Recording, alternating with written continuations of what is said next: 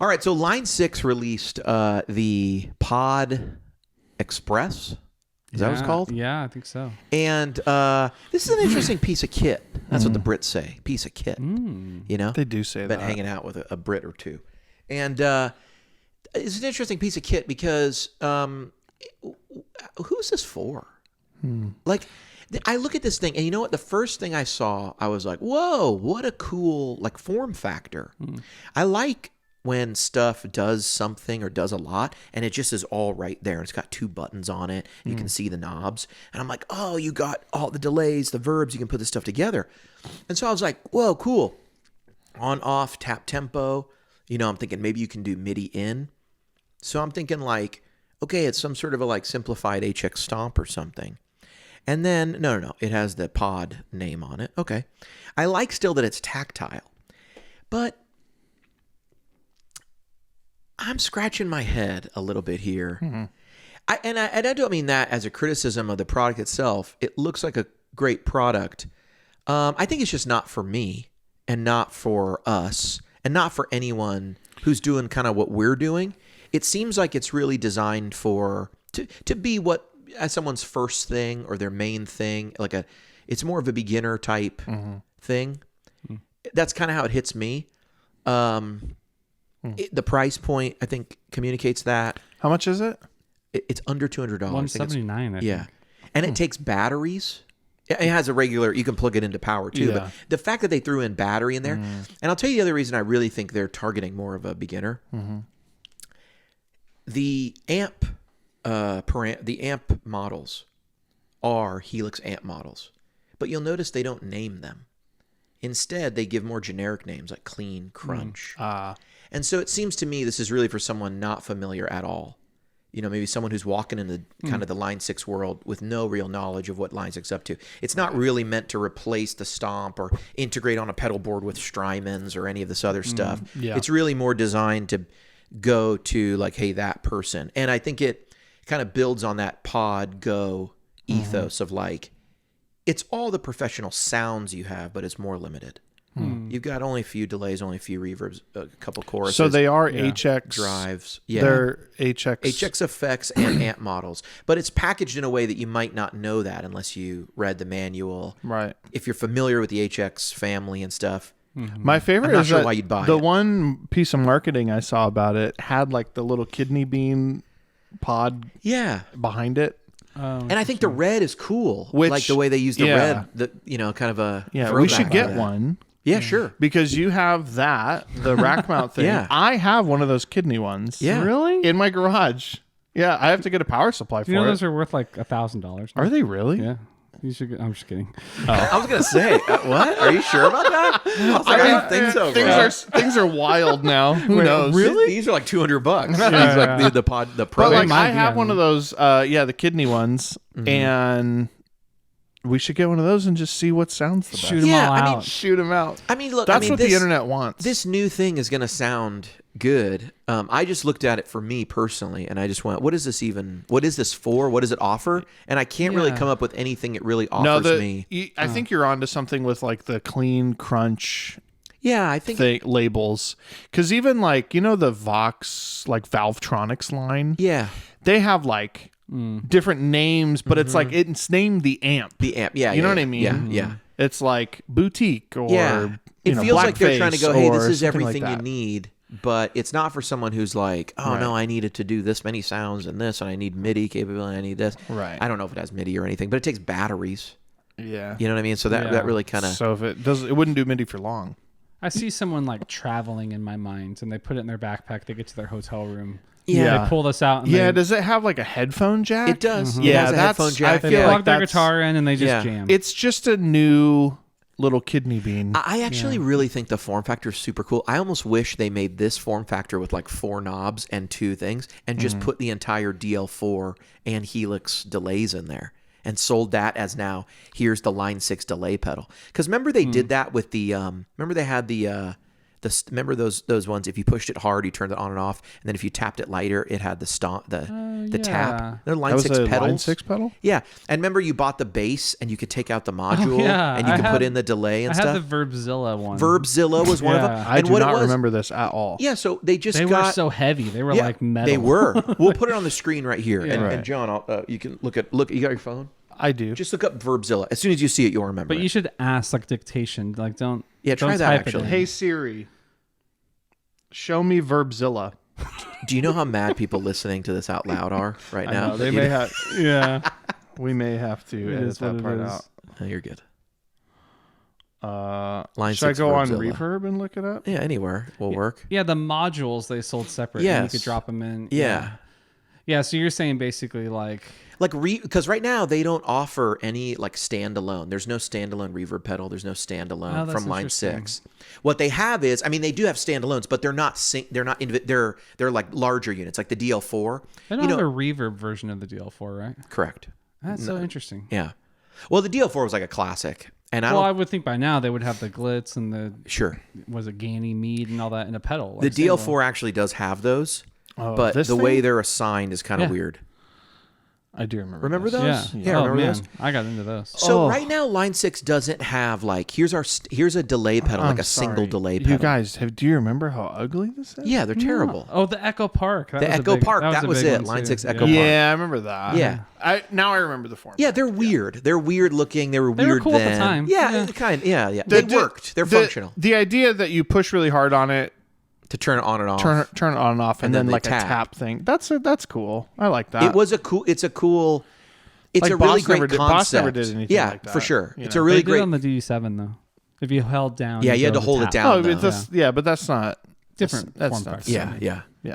But you know, I almost wish they would take this form factor and just give me the delays. So I think it's a cool piece of kit. It's Oh, it's just out of stock. I get confused when stuff like this comes out, and Oh, it yeah. feels a little bit like it's what it is. marketed towards. Beginners.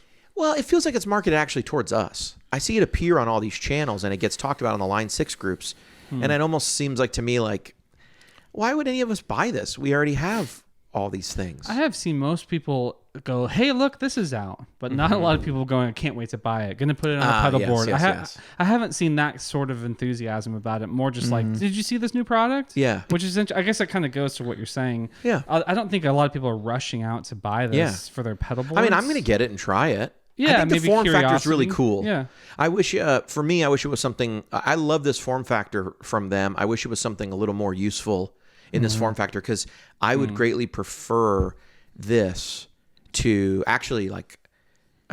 There are times when I would maybe reach for something like this instead of the stomp, because I might have a need on my pedal board. Like if I'm pairing the stomp with just a Tonex, I need the stomp to do a ton of stuff.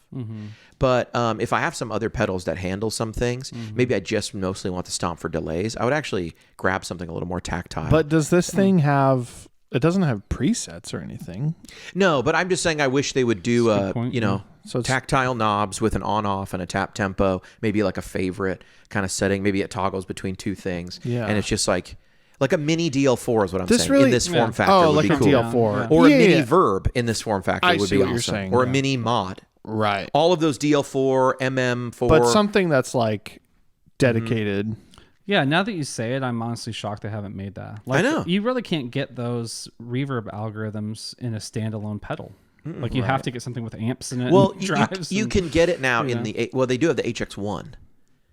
You know that's the new thing. If you Oh, just want gotcha. effects, Okay. the HX1. Yeah, that's true. It doesn't have amps, the HX1. Correct. That's just all Yeah, the effects. Just all the Yeah. effects. Oh, I just don't. But love then about isn't the, it just one thing? You just on or off? Yeah, with one effect at a time. Any of the effects on and off. The problem to me that I Yeah. don't like about the HX1 is when if I can only use one thing at a time, I don't want to look at your dumb menus. I'll accept menus as a because I have to control a million things. I don't Right. want a menu that tells me chorus or this or that, and I can't. I would Right. I want a more tactile pad. I prefer that. Yeah, yeah. I like more knobs than less knobs. yeah. Yeah, I mean that's like one of the things we all loved about the Kemper Player is like it's just a bunch of knobs. Yeah, Tonex too. Yeah, Did totally. you ever play the Walrus? Looks like an ACS1, but it's like the D1 and the R1. Yeah. I could see something like that. Like the Yeah. D1 is like there's like 6 different algorithms. There's like EQ control and pre-delay. There's some good stuff on there, but it's all tactile. Like it's all right in front of you. Like if their algorithms were like that. To me, the Line 6 Pod Express, is that what it's called?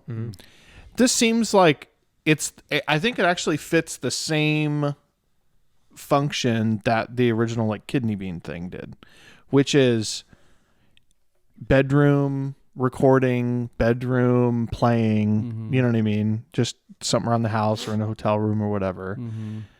Because I remember when I first heard, I think it was like Lincoln Brewster used to like, that was like his rig. Yeah. He did use And Pod, everyone was like, wow, that's wild.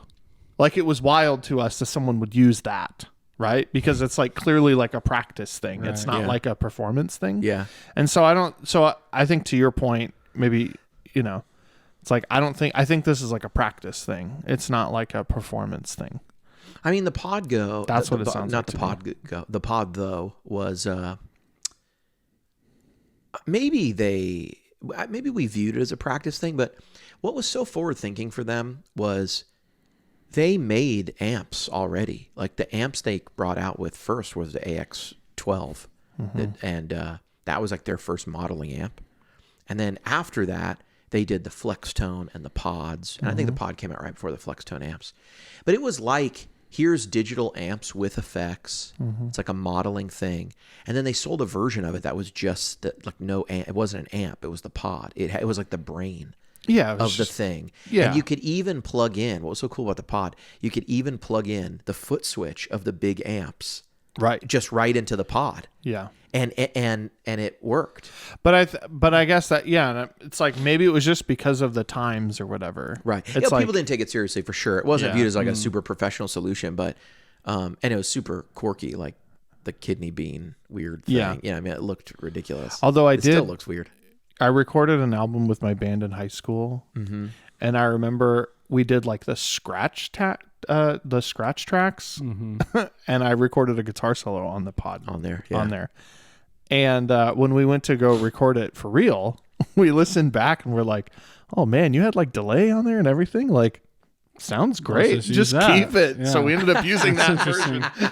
Yeah. That's awesome. So it's like, it for sure.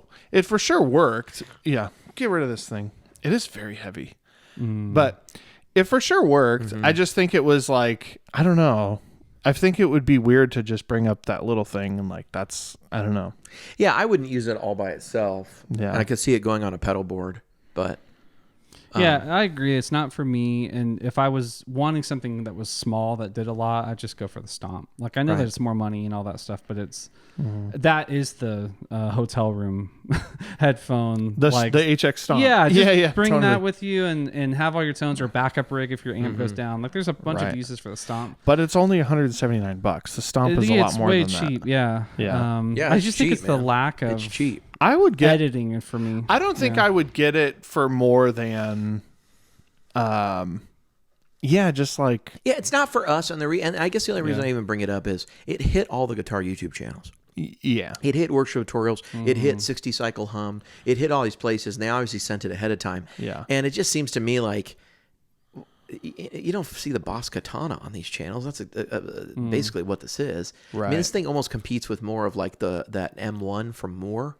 It's like that little credit card sized guitar processor. It's also built into those guitars that they offer, those GTRS guitars, the Chinese. Guitars? Yeah, that's what they're called. The Hard guitars to talk about.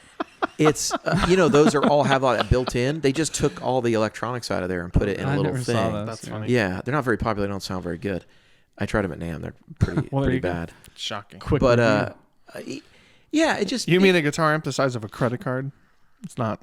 no? Who would have thought? It's not. and a guitar. It's not even just a guitar amp. It's a whole like processor thing. know. Like Have you seen Does those it sound better Casio? than? Does it sound better than that guitar? It was like a race to the punchline. barely. I mean, that one has a tape, like a Yeah. cassette Record player in yourself. it. Yeah, Yeah. the Pod Express does not have a tape cassette.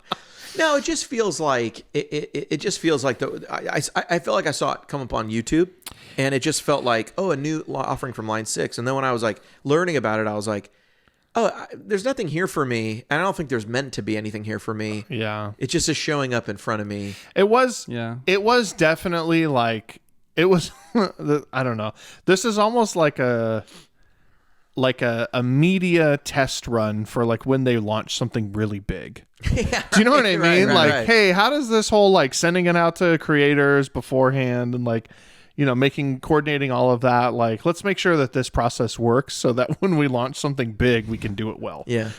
With this sort of throwaway product. I don't know. I think I would get use out of it. I used to have a was it Black Star that made like the little fly? It's like a tiny little guitar amp, and it sounded like garbage. Right. But I had that The thing. band or the Refuse? Go ahead. It sounded like the band. Yeah. I had it in my living room, and I would play it all the time. Are you singing "I'm Only Happy When It Rains" in your head also? 100%. Yes.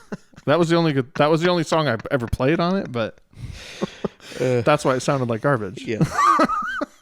No, I get it. No, I get it. But I played on that all the time. I think it would be cool to have like a little rig that you can just kind of take wherever. Yeah. And that segment of the market seems massive, right? Like the kids learning to play, like the Probably, not professional, you know, like that kind of thing. Yeah. So it's not like I said throwaway product, but it's really not. I mean, for that, I'm sure they're going to sell a boatload of them. It's not, man. Like if anyone came to me like in high school or whatever, hey, I'm just bought an electric guitar. How do I hear it? It's like, you could get this, man, and you could be playing like Totally. a matchless with like a tape delay and a great reverb for $200. Right. You know, like I was reminded, and I say this honestly with the utmost respect for people learning how to play guitar and like doing this. I was in Guitar Center last night, and for some reason there was like a more than normal amount of people playing guitars, and they were all sort of obviously beginners. And it was like I was kind of walking around. I was like, oh gosh, it's like painful to listen to. But I was just like, oh yeah, like there are constantly new people learning how to play guitar, just forever. Right. And they don't want to spend $10,000 on a big pedal board and a guitar, and they want to get in for as cheap as possible. Their parents are usually funding it. They're not really sure if it's going to go anywhere or whatever, so they're not going to want to sink a bunch of money. $400 for everything. Yeah. And so it's like I feel like that slice of the market will just never go anywhere.